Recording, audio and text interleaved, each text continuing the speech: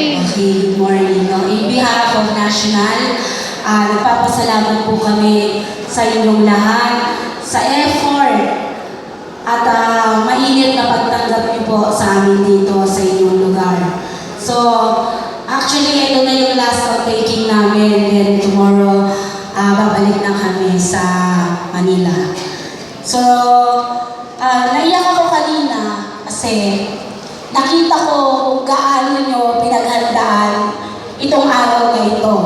Bagamat marami pang hindi nakasama at madami rin hindi nakadalo dahil sa mga maliliit na problema.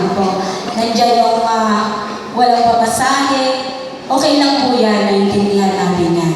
Lahat po tayo nagdadaan sa ganitong sitwasyon.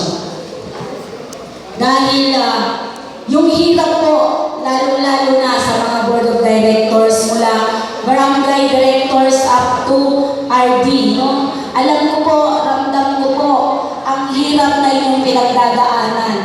Ganon din po sa lahat ng batikos na inaabot po natin na halos sobrang stress na, no? Wala naman tayong hinangad, kundi ang makatulong sa bawat isa o sa bawat Pilipino. Maging membro ka lang, magpamembro ka lang,